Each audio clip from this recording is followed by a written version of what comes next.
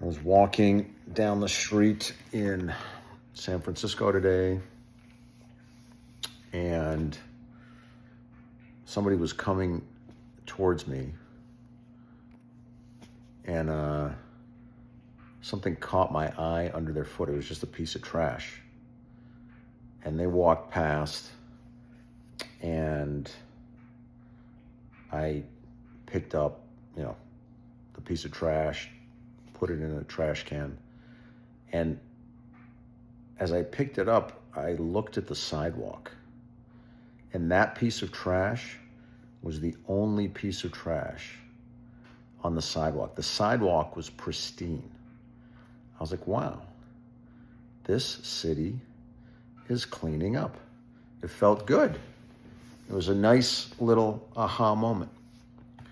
And I was on a call a couple weeks ago with a real estate, developer who's looking to invest in San Francisco, and they were talking about having investors in the city, Asian investors, and these people were saying that the city is as clean as Singapore, which I've never been to Singapore, but my understanding is that cleanliness in Singapore is extremely important. So I was surprised to hear that. Like, I knew San Francisco was going in the right direction, but I didn't think it was that clean. When I heard that it's as clean as Singapore, I was very impressed. So that's exciting.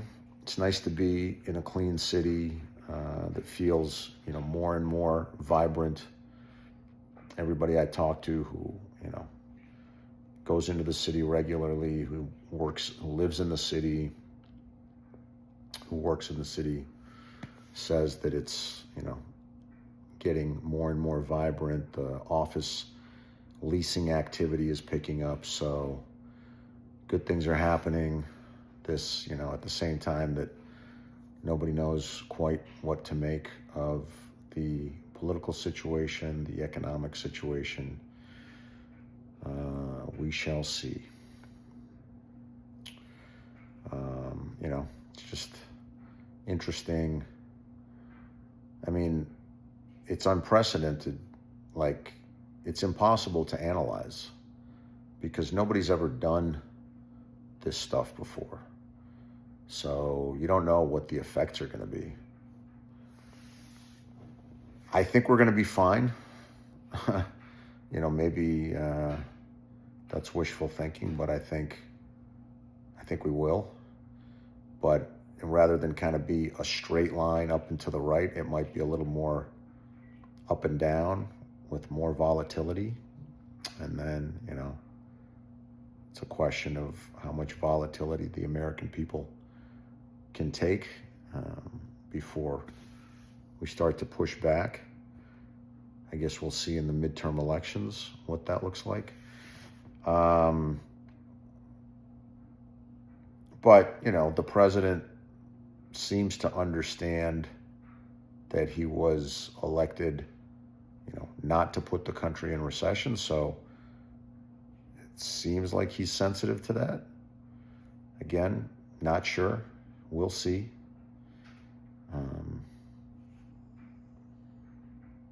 But you want to think that there's some grand plan. I think there's a desire. There's a particular desire to have the country look a particular way.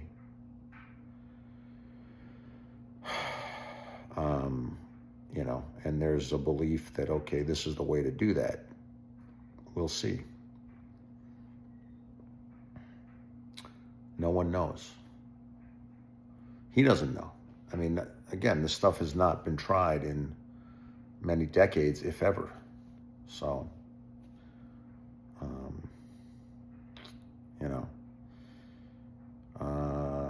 it's hard to say that it's bad.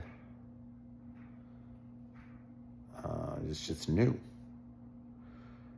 And then, there's stuff happening that makes you fear that maybe our civil liberties are being messed with, which is what you don't want to see. So that stuff's scary or unsettling. This whole thing with, the universities and the anti-Semitism or supposed anti-Semitism. The thing that's ironic with the universities that are being accused of not dealing with anti-Semitism, all the presidents of these universities are Jewish. Like, the professors are Jewish. Like, the people that are being accused of being anti-Semites are Jews. It's weird. It doesn't make sense. I don't think they are anti-Semites. I think, the president is being controlled by, the Jewish powers who are ultra sensitive, who want the world to look a particular way, who can't brook any criticism of Israel or anything that Israel does, which is scary and sad.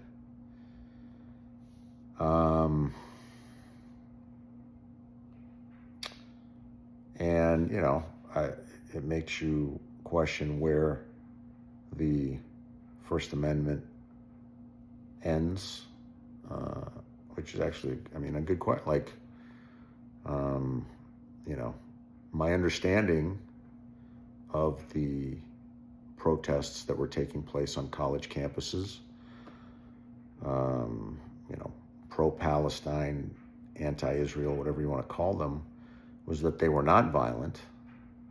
What was violent was, what was done against those protesters, either by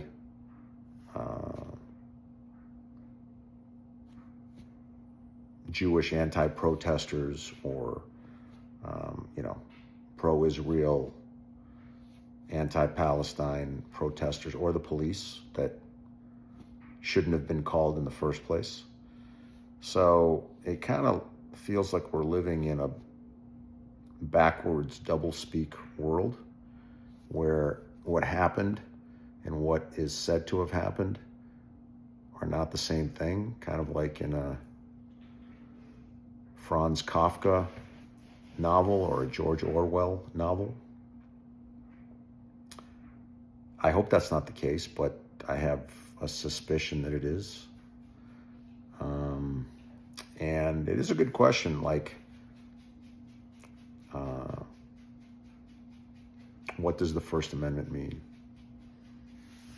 And, I'm not for incitement to violence in any way. I don't think that was being done on these campuses.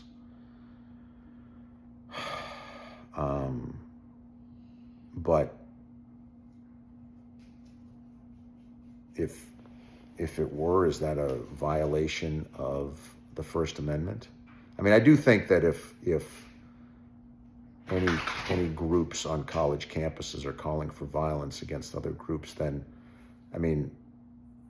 you're on a college campus. The college should have rules, and those rules should be enforced, and that kind of behavior and talk should not be tolerated on college campuses. I don't know that it should be tolerated, in public demonstrations. That's no longer a peaceful protest if you're inciting people to commit violence. So maybe that's where the First Amendment ends. I don't know. I don't know what the law says about that. I should read the First Amendment, and I will.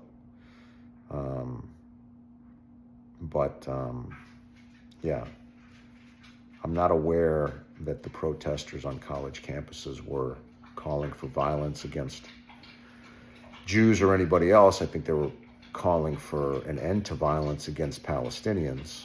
And I think what was happening is being turned around upside down and backwards and being lied about.